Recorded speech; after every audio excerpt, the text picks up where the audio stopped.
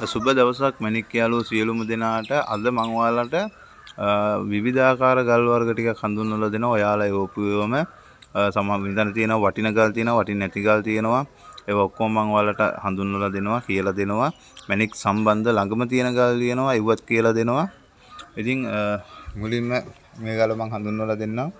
මේක ඇවිල්ලා මේ ඇක්වාමැරින් කියන ගලක්. එතකොට මේකේ ඇවිල්ලා රබ් ගතිය තියෙනවා.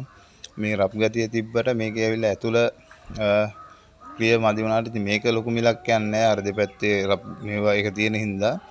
ඉතින් නමුත් මේක ඇක්වාමැරින්. ඒතකොට ඇක්වාමැරින් දැන් මේවා ගල් හම්බෙනවා කියන්නේ ඉතින් මේක මේ වගේ ලොකු ගලක් හම්බුණා නම් ලොකු මිලක් යනවා. ඊට පස්සේ තව ගලක් තියෙනවා මේක ඇවිල්ලා මේකත් මේ මට එවපු වීඩියෝ තමයි මම ඔයාලට හඳුන්වලා දෙන්නේ. ඔයාලා ඒක හඳුනා ගන්න පුළුවන්. මේක ඇවිල්ලා නිකන් තිරිවාන ගලක්. ඔයාලට පේනවා ඇති මෙතන මේ වතුර තියද්දි තමයි ඒක ඇතුළේ ක්ලියර් ගතියක් පේන්නේ.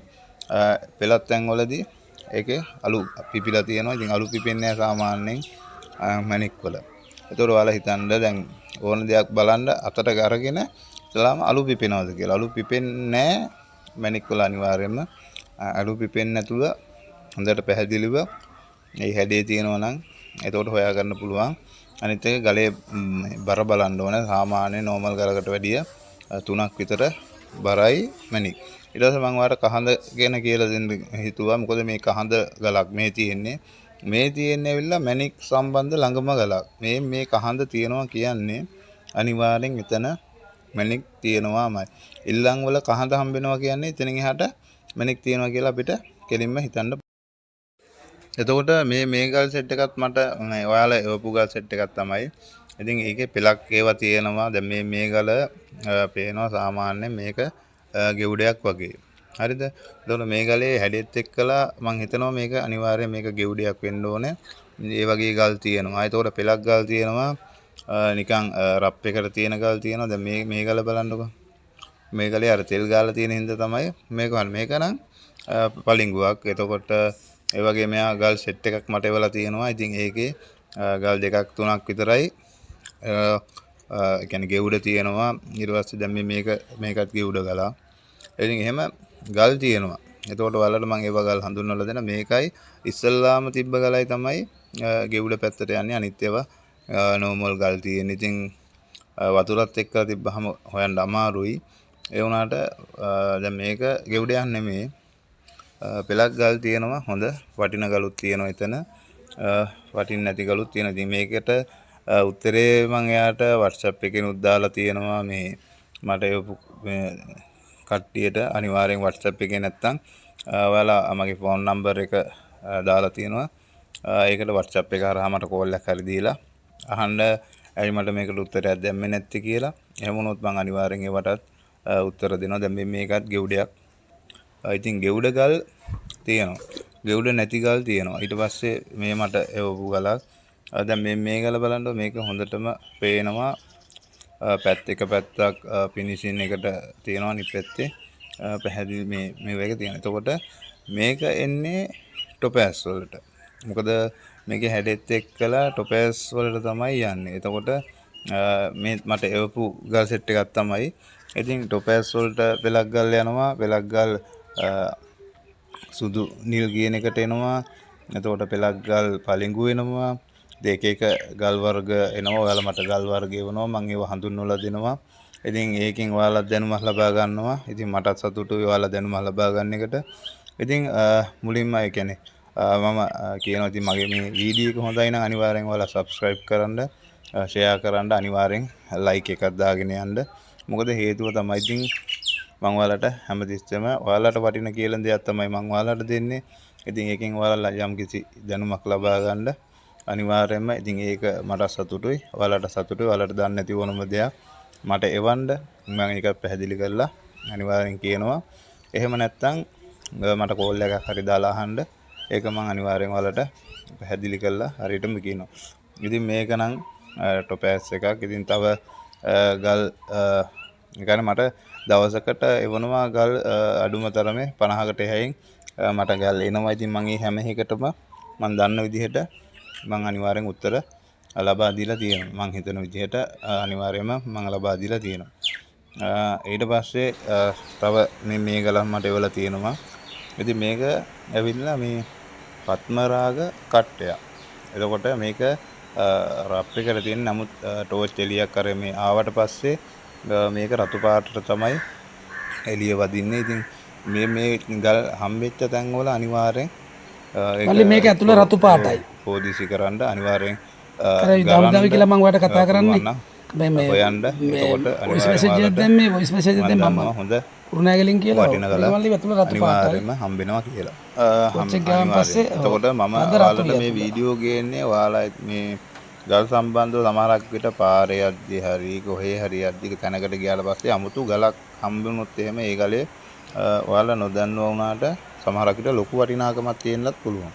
සාමාන්‍ය වටිනාකමක් තියෙන්නත් පුළුවන්. සමහර කට්ටිය ගල් අඳුරන්නේ නැති හින්දා ඒවා ඉතින් ගණන් ගන්න නැහැ. නමුත් ඔයාලා දන්නවා යම් කිසි කියන්නේ හොඳ ගලක් හම්බුනොත් එහෙම ඒක කෝටි ගණන් වලට යන ගලක්. ඉතින් මේක දැන් මේ තියෙන්නේ කට්ටයක්. ඉතින් මගෙන් අහනවා මොකද්ද මේ ගල කියලා. ඉතින් මම ඒකට හරි උත්තර ලබා දෙනවා.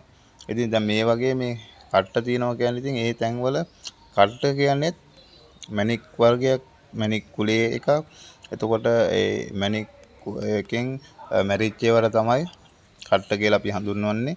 ඉතින් ඒ වගේ මේ කියන්නේ මැණික් කුලයේ ගල් තියෙනවා කියන්නේ කට්ට තියෙනවා කියන්නේ එතන අනිවාර්යෙන් ගොඩක් දුරට 90ක් මැණික් තියෙනවාමයි. ඒ හින්දා තමයි හැමතිස්සෙම මම ඔයාලට නිතරම කියන්නේ ඒ තියෙන තැන්වල අනිවාර්යෙන් හොඳට සෝදිසි කරන්න බලන්න. මොකද මේ මැණික් ගල් කියන්නේ විශාල වටිනාකමක් තියෙන එකක්. ඉතින් ඔයාලගේ ජීවිතේ එක මොහොතකින් ගොඩාක් ඉස්සරහට ගෙනියන්න පුළුවන් අවස්ථාවක්. ඊට පස්සේ මට ඔයාලා තව එකක් එවලා තියෙනවා. මේක ඇවිල්ලා යකඩ හා සමාන වගේ ගලක් වුණාට මේක ඇවිල්ලා මේ වගේම එනවා බ්ලැක් ඩයමන්ඩ්. එතකොට බ්ලැක් ඩයමන්ඩ් කියන ඒ කියන්නේ දියමන්තිය මේ විදිහට තමයි එන්නේ. ඉතින් මේක ඇවිල්ලා යකඩ හා සමාන වගේ යකඩ වගේම තමයි බර තියෙන්නේ. මේකේ හાર્ඩ්නස් එක අනිවාර්යෙන් 10ක් තියෙනවා. ඉතින් මේකත් කාට හරි يعني හම්බෙච්ච ගලක් මට දාපු එක. ඉතින් මේ විදිහටම තමයි මේ කළු දියමන්ති එන්නේ. එතකොට ගොඩක් දුරට ලංකාවේ දියමන්ති හම්බෙනවා අඩුයි. නමුත් ප්‍රදේශ දෙකකින් හෝ තුනකින් මම දන්න විදිහට කළු දියමන්ති හම්බෙලා තියෙනවා. ඉතින් මේක චූටි ගලක් වුණාට මේක කියන්නේ මේක දැන් මේ ගල ලොකු වටිනාකමක් නැහැ. මොකද මේකේ ට්‍රාන්ස්පරන්ස් ගතියක් නැහැ. ඒකට යකඩ හා සමාන වගේ තියෙන ගලක්. ඉතින් මේකේ මේ වගේ හොඳ කියන්නේ හොඳ ගලක් හම්බුනොත් මිල කරන්න බැරි ලොකු වටිනාකමක් තියෙනවා. ඊට පස්සේ මට මේ ගල ඔයාලා එවලා තියෙනවා.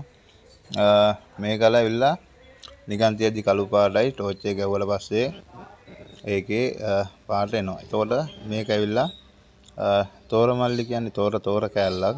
ඉතින් මේ වගේ තමයි තෝර එන්නේ. ඉතින් එතකොට ඔයාලට පේනවා ඇති කියන්නේ නිකන් තියද්දි කළු පාටයි ටෝච් එක ගැවුවාම ඒක අමුතු පාටක් එනවා.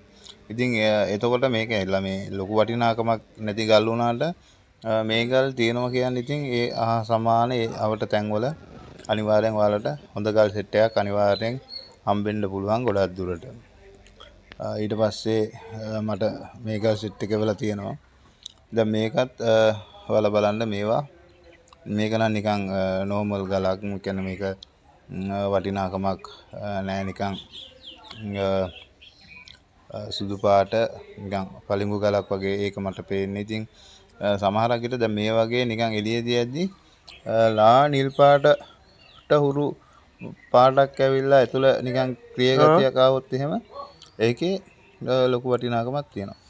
දැන් මේක බලන්නකො. මේක ඇවිල්ලා සමහරක් විට මේක වයිට් ගලක් වෙන්න පුළුවන්. මොකද හේතුව බලන්න අවුවට අල්ලුවාට පස්සේ ඇතුලේ එක පැත්තකින් පැති වලින් දිස්නේ නෝනේ අර පැති වලින් එළිය වදිනවා. ඒ කියන්නේ එහෙම එළිය වදින්නේ නම් ගොඩක් දුරට වයිට් සපායවල. ඉතින් ඒ හින්දා තමයි දැන් මේක මම එයාට කිව්වා චෙක් කරලා බලන්න කියලා. මේක මට කියන්න බැරි වුණොත් මේ වීඩියෝ එක බලලා හරි චෙක් කරගන්න. මොකද මේක සමහරක් විට ගොඩක් දුරට වයිට් සපාය එකක් වෙන්න පුළුවන්.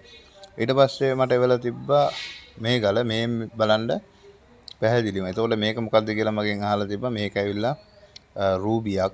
එතකොට මේ වගේ ගල් සමහරක් විට ඔයාලා ගොඩක් දුරට ඔයාලට හම්බෙලා ඇති. ඉතින් ඒක විසි කරන්න එපා. ඉතින් ඒක හොඳ ගලක්. දැන් මේක මට වෙලා තියෙනවා. මේක නම් ටොපෑස් එකක්. නමුත් හොඳ පොලිෂ් එකක් තියෙනවා.